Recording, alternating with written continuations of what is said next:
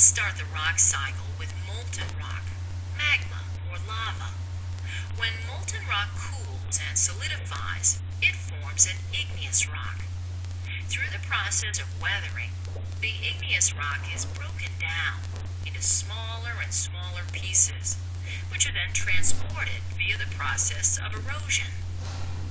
The particles are deposited, compacted, and cemented together, forming a sedimentary rock.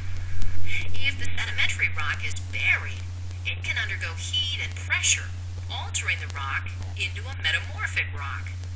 In turn, if a metamorphic rock undergoes additional heat and pressure, the rock will melt into molten rock, starting the cycle all over again.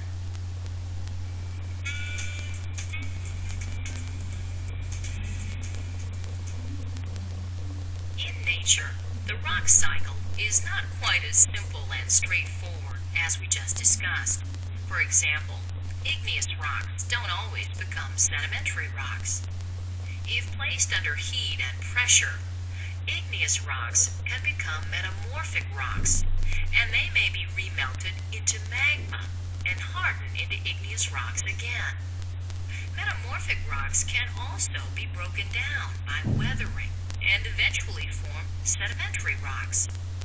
Sedimentary rocks undergoing great heat and pressure can become metamorphic rocks and then be melted into molten rock, which cools to form igneous rocks.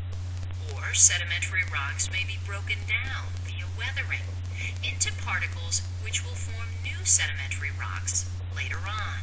So, as you can see, the rock cycle is more like a rock web where many different processes can act on rocks.